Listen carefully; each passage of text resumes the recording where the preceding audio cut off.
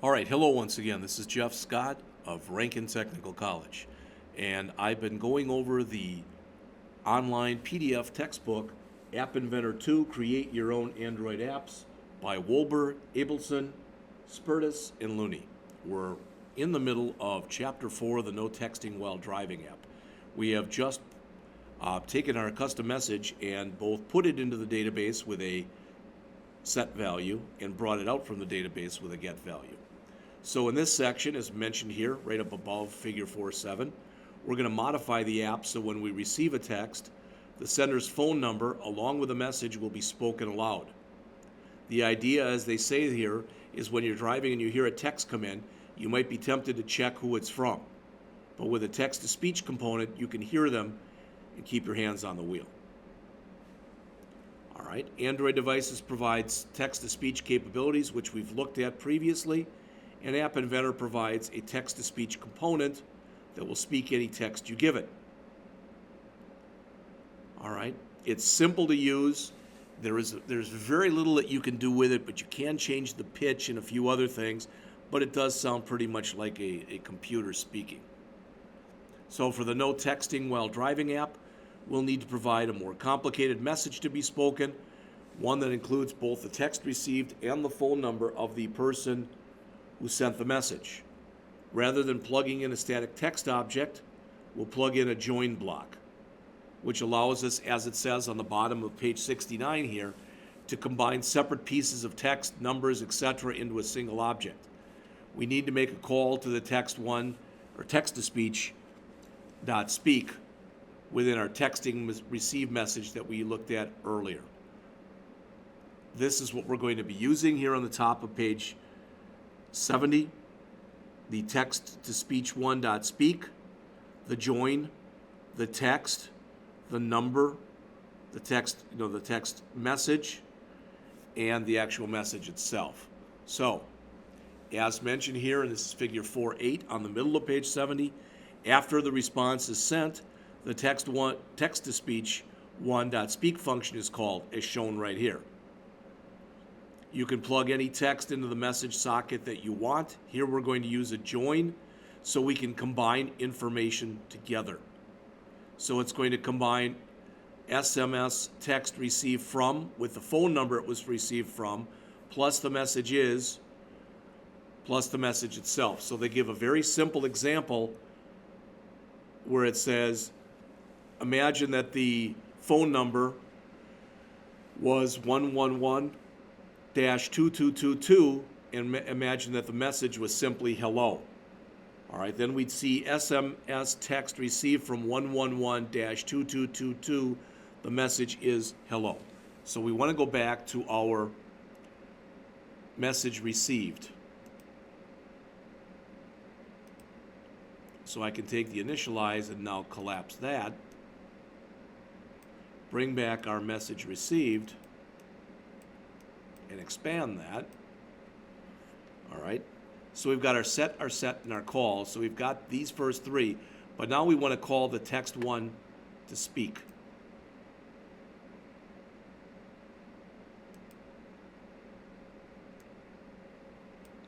And we're going to put quite a bit of stuff in here. So we're going to want to use a join. And that join, I believe, is under our text here. There's the join. And right now it's set up for 2 components, but we want to put in 1, 2, 3, 4 different components.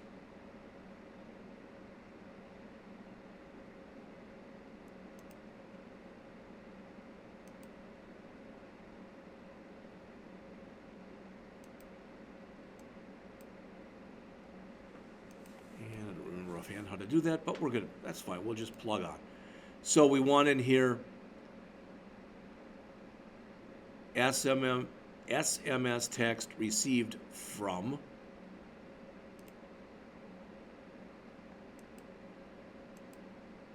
right there. Now I may be doing this wrong, so if we have to, we'll change it.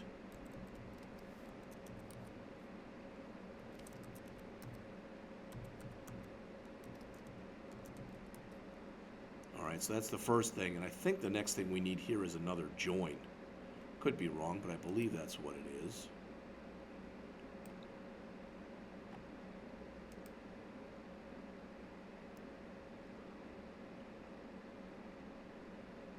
Is there a join there that has more components in it than that?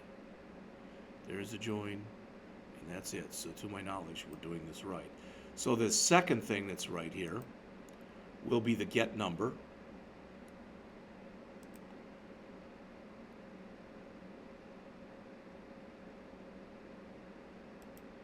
Duplicate that, bring it down. So we've got the SMS text received from and the get number. So we'll want the messages and the get message.text. So I think we're going to need yet another join in here.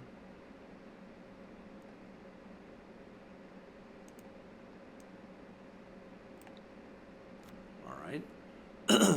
And we want that to hold the messages in our get message.text.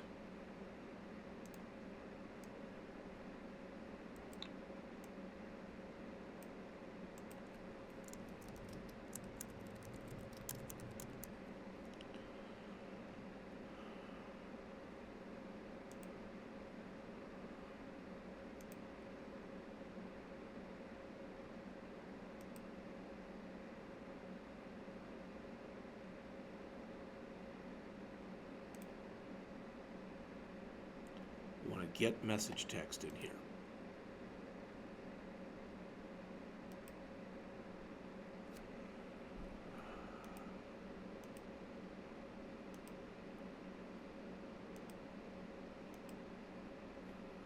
That's what we want. Oops.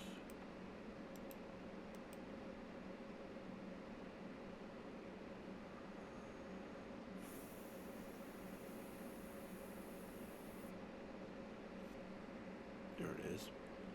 Get message text.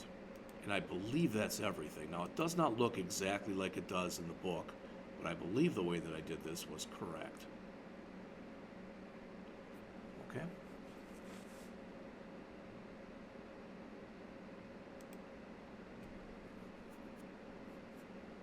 SMS text received from get number, the message is, and get message text. SMS message.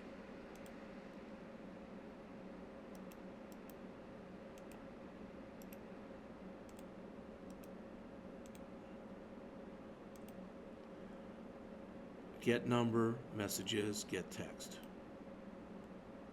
So I think that's all correct. All right, adding location information to the response. As it says, check-in apps help people track one another's locations. Some people don't like it. They think it's a big brother type of thing. But with other people, all right, as it says, instead of just saying, so if somebody's waiting for you, maybe you're on your way to a party or whatever, so instead of saying just I'm driving, it can be I'm driving and I'm currently at, where we are. So this is where we're going to use that location sensor component, as it says, for interfacing with our phone's GPS. Besides latitude and longitude, the location sensor can also tap into Google Maps to provide the driver's current street address. Now this can be quirky because the location sensor doesn't always have a reading. Remember, you're using cell phone towers and the like to grab that information. So if you're in a tunnel or if you're in a wooded area, etc., this could be problematic. As mentioned here, and this is the top or the middle of page 71, a location changed event occurs when the phone's location sensor first gets a reading and when the phone is moved to generate a new reading. We're going to use the blocks shown in the table here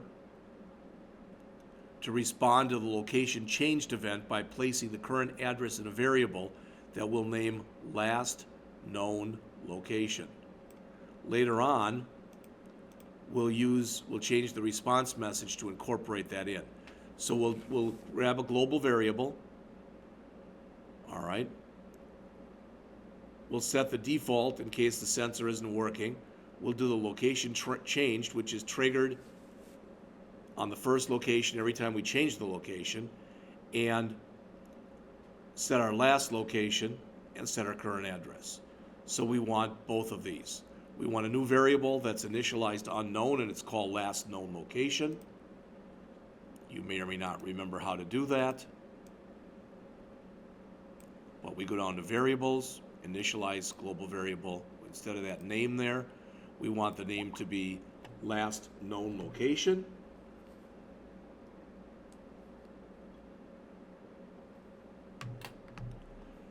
So let's do that. So that will be last known location.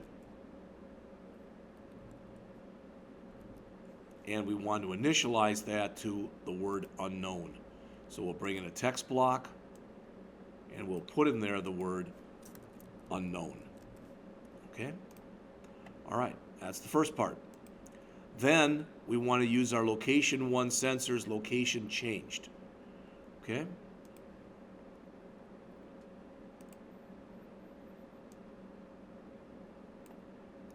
And we want to set that to a do. We want to set the global last known location.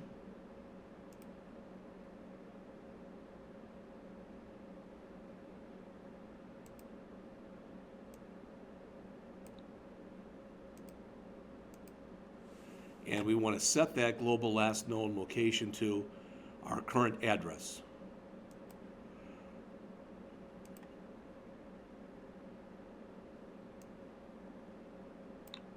Okay, I believe that's everything that they've shown in here up till this point.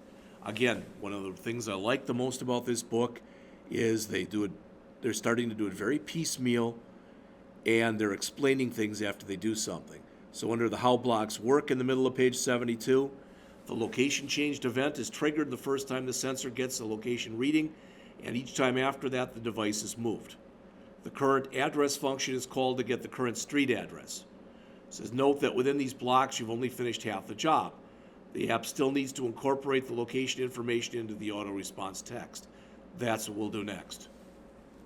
So as mentioned here, we'll use the variable last known location. We'll modify our texting1.messageReceived event handler. So again, we're going to bring the message received up again. So let's take this for now and let's collapse it. We'll bring this back and we'll expand it. Move that up there and try to keep all this stuff out of the way.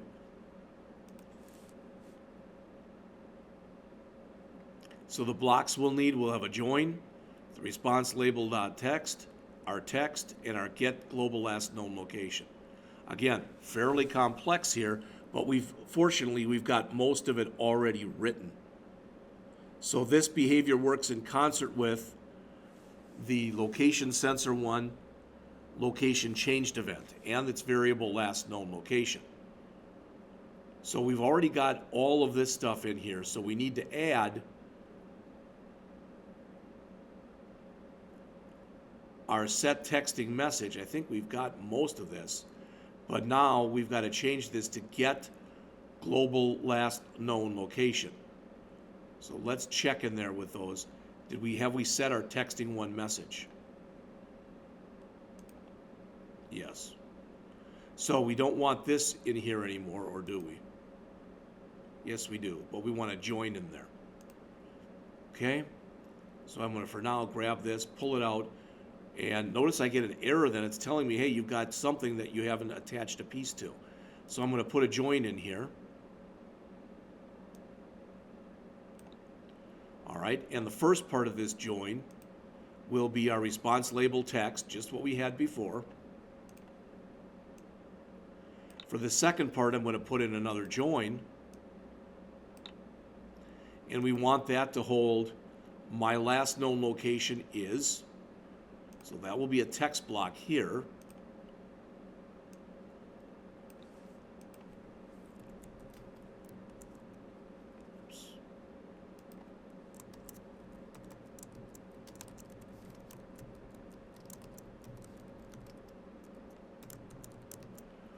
Right?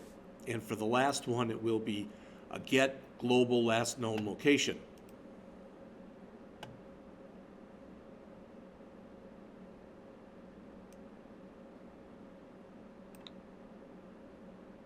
Okay?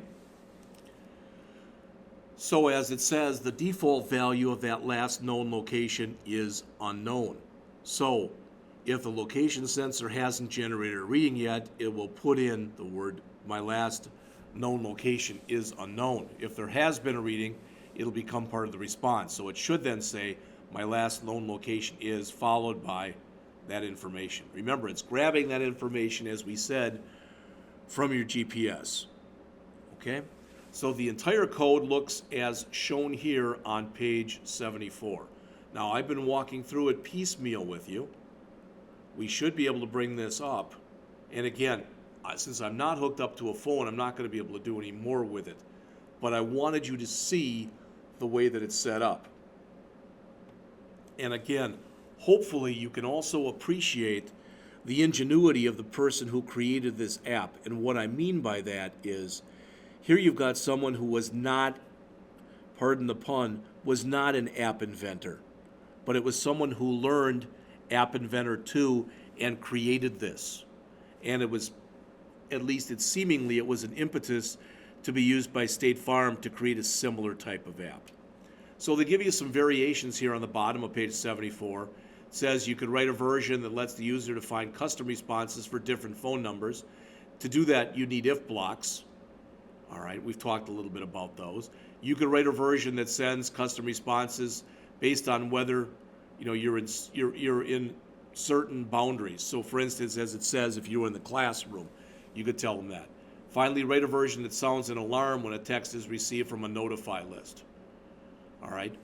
Good example of that is it is currently the 1st of February, and where I'm working, the weather is very nice outside today, but had there been a winter storm, let's say, I could set it up so that an alarm would not only received but would go off when I get it from the school that I work for if there isn't going to be class today because of inclement weather or something like that. So in this chapter, we use the texting component both to send messages and process received text messages. As they say, before calling send message, you should set the phone number and the message properties of the texting component. We use the TinyDB component in this example. All right, and we stored our information persistently in the phone's database so that that data could be reloaded when the app is opened. We'll talk more about TinyDB in a later chapter. We looked at the text-to-speech component, which takes a text object and speaks it aloud. We did several examples of the join component to piece together or concatenate separate text items into a single object. Finally, we looked at the location sensor component to report the phone's latitude, longitude, and current street address. Now they say we're going to talk more about this in Chapter 11, but the last thing I want to mention to you before we put this chapter to rest, so to speak, is next we'll be going over Chapter 5. It's another simple game, but it's not that simple. And what I mean is we're going to have a canvas component right here. And we're going to have this ladybug that's going to be going around on the screen, and a frog. The frog's job is to eat the ladybug. If the frog eats the ladybug, the game ends. The ladybug wants to be able to keep going. In order to be able to keep going, the ladybug must eat one of these, I think it's called an aphid, and which is I think meant to symbolize like a little plant. And every time the ladybug eats one of these, it gets more energy. All right, and we'll talk all about that in the next chapter, Chapter 5, Ladybug Chase. And I'll be back with that chapter next.